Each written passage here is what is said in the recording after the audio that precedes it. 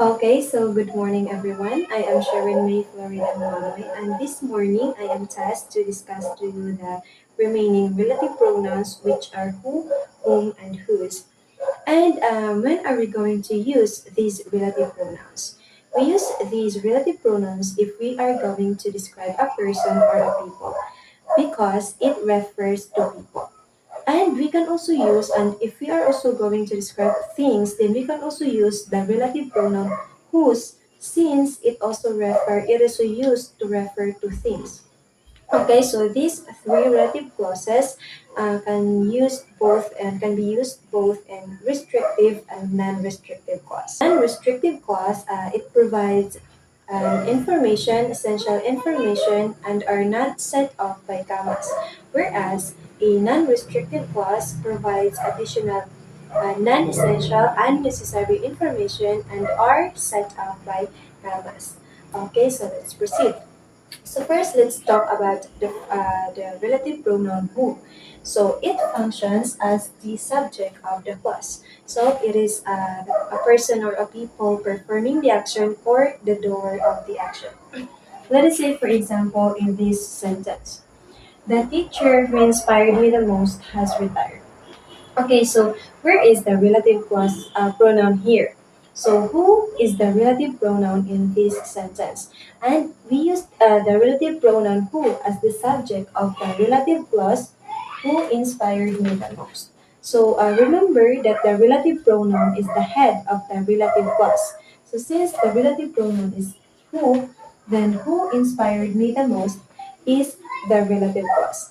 And who here refer to a person which is the teacher. And then the relative clause who inspired me the most gives additional information about the noun teacher. Okay? So this is an example of the relative pronoun who. Okay, so let's proceed to the second relative pronoun, which is whom. So it functions as the object of the clause. So it is a person or a people being acted upon.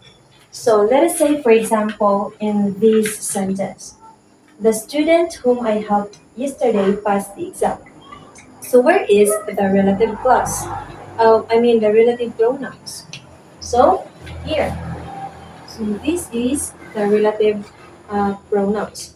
So we use the relative pronoun here as the object of the relative clause whom I helped yesterday. So whom here refer to a person which is the student. So and the relative clause whom I helped yesterday give additional and essential information about the student, which is the noun or the subject in the sentence. Okay, so just like the first example, whom here also gives additional information about the student, and we can just imagine that we are going to remove the relative clause whom I helped yesterday. So the sentence will become the student passed the exam. So it is still okay, but with these uh, um, we can still understand the student passed the exam, but with relative clause, which is whom I helped yesterday, gives us one additional information about whom we are talking to, which is the student. Okay, so whom gives additional information about the noun that we are talking about. Okay, so and the last relative pronoun that I am going to discuss to you is the relative pronoun whose. And whose here functions as a possessive determiner of the clause. So whose shows position, shows it shows ownership. Okay, so let's say for example in this sentence, I met a writer whose books are very popular. So in this sentence, where is the relative clause? Where is the relative pronoun? So here is the relative pronoun. Whose? Whose books? Whose books are very popular is the relative clause. Okay, so this is the relative clause. Okay, so again, whose here connects the noun or the subject writer and connects the noun writer and books. So meaning to say that the writer is the owner of the books. So the writer referred to a person, right? Or right since we use whose in a sentence to refer to a person. And the relative clause here, whose books are very popular, gives additional information about the writer whom we are referring to, about the noun or the subject.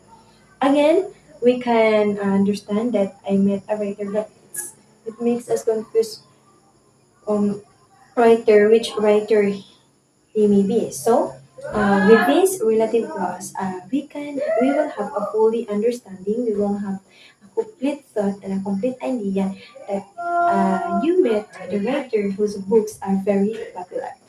Okay, so these are the relative pronouns that I have discussed to you, the whom, and whose, and I hope that you all understand my topic.